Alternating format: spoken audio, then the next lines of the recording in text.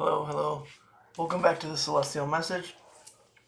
And I'm going to do the continuation of the last video that I did uh, speaking about me getting accepted into the university in the spring semester and how that was for me. I believe I left off talking about how I realized when I got there that my roommate from rehab was also going to be my roommate in college, which was pretty surprising and a complete coincidence. Uh, Again, not many people really believe that, but it honestly was a complete coincidence. I didn't know he was going to the university. He was there for law school, and we were staying in a dorm room that was constructed for people with disabilities, both mainly physical disabilities, so they could, that it was accessible. They could hire caregivers, uh, and everything was kind of right there for them at the time. That was the best solution that the university had from people with physical disabilities. And so yeah, I moved in. It was January, mid January, I believe, and moved in to finish up the school year, that spring semester. And I probably mentioned it before in the video prior, but yeah, I wanted to get there as soon as possible. I didn't want to let any doubt or anything creep in and uh, or anything negative that would probably keep me from making the decision to go, to the university. This is going to be the first time for me living on my own with my disability, so it was a little nerve wracking for. I say a little, but it was nerve wracking for everyone in the family, including myself. But to be completely honest, um, I knew it was going to be different, but I was never in fear or worried about my safety or well-being or how I was going to put things together. Usually I'm a person that likes to get everything kind of planned out before I make a decision or before I step into something. And I think this is one of the first times that I just kind of jumped in to a situation, not really having everything planned out. I mean, I knew they had a program for people with disabilities, and they had, uh, caregivers that I was going to interview and hire. But none of that was set in stone. I didn't have anyone hired the first day. And so there was a lot to get done in a short amount of time, especially being mid-year when everyone's kind of in their routine and their situation. But that's the way that it went, and I got there. My parents were a strong support for me. They kind of stayed the first I think it was 3 days that we were there, with my care and making sure that I was all right, and then I had things kind of straightened out. It was a huge help. Um, on the third day, I remember watching them walk to the van out my dorm room window, and I just really couldn't believe this is actually happening. But I had someone hired, to do my care. They were trained. I knew where I knew where some of the classes were. They had like a system with a bus with a accessible ramp on the bus that would take you to, you know, a close proximity to where your classes were. Usually the quad or the general area. So I was going to learn that way on where my classes were and how to navigate the campus and things like that. Um, but yeah, it was. I just kind of jumped in, and and that's how it started. My roommate, excuse me, we were roommates in the hospital, so he kind of gave me the lowdown of all the necessary things, and like I said, without having any unneeded stress of fear, doubt, or failure or anything like that. Everything was kind of coming to coming together pretty smoothly, if I'm not mistaken. Pretty smoothly, and I think that was a great benefit. And speaking from the spiritual perspective, I think this was something that I was supposed to do, and that's another reason why I think it was just so uh, everything came together so smoothly. Like, what are the chances of you spending 3 or 4 months with someone in a spinal cord rehab, keeping in touch with them here and there, and then several years later, I believe it was 2005, you're their roommate again. It's pretty. I don't want to say coincidental because I don't really believe in that, but I think it was kind of I don't know. That's just me, but I think it was kind of predestined to be like that, just to help me get settled and to have that support system that I may need to lean on from time to time, to get those questions answered and all that other stuff. But it was a very different experience, from junior college. Um, a lot more work, um, a lot more harsher grading. I could tell you, like in the beginning, I thought, you're used to dedicating X amount of time and hours or whatever per class, per credit hour, and that was enough. I definitely needed to dedicate more time to my classes and studying and things like that. And that was a quick realization when I got to the university. Um, and I think that was probably the biggest adjustment was academically adjusting from junior college to, a Big Ten university. Uh, it was a switch, but I was able to keep up and adjust my studying and everything that needed to be done, as well as managing my disability, my care routine, and making sure that aspect of my life was also being taken care of adequately. Um, but I tell you that the program that they had at the university was top notch. I believe they have a similar program at the University of Minnesota that is pretty close to the system that they had at my university. But it really took the focus from my disability and allowed me to apply it to my academics and my studies. So I was very grateful for that. Met a lot of friends, uh, and it was college life. We were living on our own. I had already lived on my own when I was in the military, so it wasn't anything new for me. What was going to be new was living with people with all different types of disabilities. Muscular dystrophy, cerebral palsy, uh, SMA, or believe it's spinal muscular atrophy. All these disabilities that I just mentioned were disabilities who I had were disabilities that people in the dorm had that I became friends with. And I was kind of nervous. I'm a pretty social person, and I wasn't sure if people that lived with their disabilities their whole life or if they were going to be a different kind of person. I really didn't know many people with disabilities outside of rehab living in my neighborhood, so that was going to be the biggest culture shock for me. And I have to tell you, I was completely wrong. I didn't think they were going to be as social or easygoing. I don't know why I thought that, but I just thought that they would be more reserved, sheltered, and I guess more reserved and sheltered, and not willing to be uh, as adventurous or outgoing as I was as a person.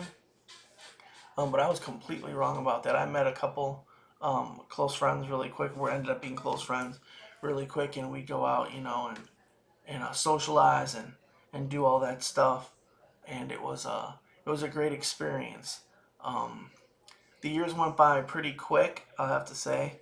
Um, I was there from 2005 to 2008 is when I graduated, and every year was I was actually eager to go back to school.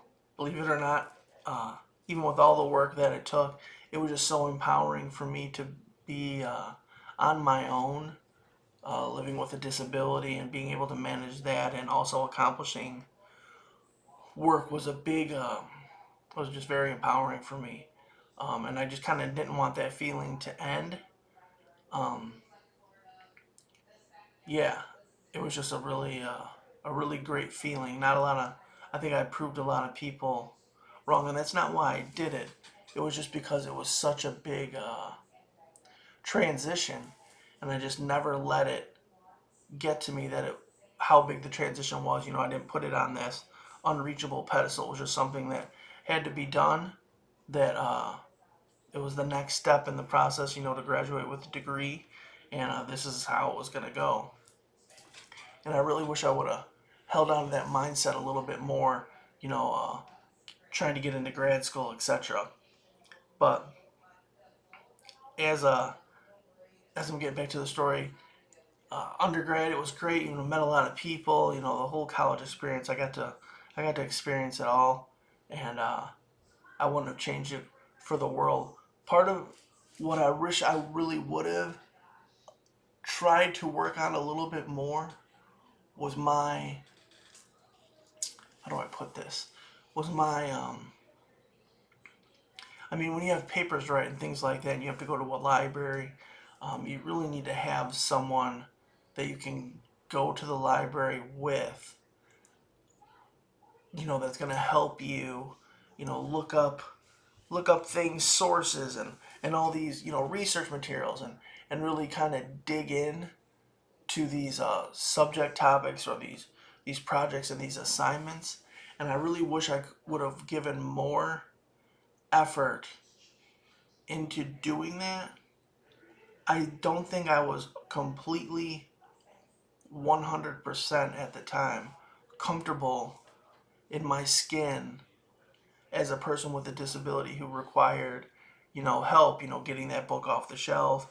I had the obvious help for classes and note takers and accommodations that I needed that came through the university, but you know, the researching aspect of homework and assignments, I never really had explored that option. I definitely had friends, and I probably could have asked them, but I didn't want to impede on their studies and their perfect timing. And with all the help that I was getting during the day, it just felt like it was a lot. But I needed, I think, to realize, if someone can't do something, they're gonna say no, and it's not too much to ask a question. And I was never really able to get over that hump while I was studying. I was able to do the work that I did, and I made decent grades, and I graduated, and I was proud of myself for that. But I really think I could have done a little bit more had I really pushed myself to really ask for all the help that I needed, even though it would have been on top of all the other stuff that I was receiving. I just felt like I was so grateful for all the other help that I had that I didn't want to ask for too much and felt that I should be able to do it on my own when some of the stuff is just really too, well, it's impossible for a person with my disability, to get on their own. So that was my only hiccup when I was there, and I guess doing things kind of completely on my own. I always had someone there with me for the just in case, you know, just in case reason. Uh, it was another thing that I wish I would have really explored, like doing things completely on my own. You know, it's something that I do now on the daily, but I really wish that I would have explored that when I was in college. Um, and again, I'm not angry at myself. It was a big step, but I think had I waited, retrospect is always 2020. Had I waited maybe to the fall, I don't think much would have changed. I think I had to go when I went, and I did. And I think the only thing, I mean, we all have stuff that we would tweak going back and doing something over again. And I think that would be the only thing that I would really tweak, would be really accepting my disability for what it was, in the sense that I do need a lot of help regarding certain things. And even though I'm receiving a lot of help, there's times when I need more, and maybe I should have looked into other avenues of seeking out that help. But I was very blessed, like I said, to be able to get the work done that needed to get done on time, and pass all the classes, and get my degree, which was something that I had always thought of. Like I said, when I was in the hospital, what am I going to do with my life? But never really understood how that was going to happen or had that plan. And I really wish, I learned to apply that to other avenues of my life, moving forward, and, seeking to move out of, my current living situation, and probably getting on my own again. There's a few questions that I think I'm going to have to get answered, but this is all kind of refreshing me with the sense of, not being careless and just jumping into situations that aren't healthy, but that things are possible, and just because it's a lot of work, you shouldn't shy away from it. Um, I'm really getting off topic here. Back to school though. Yeah, I'm trying to think of anything big. I mean, it was all the normal stuff, the football games, the social events, hanging out with friends, uh, road trips, uh, obviously the academics, just the campus life was really cool.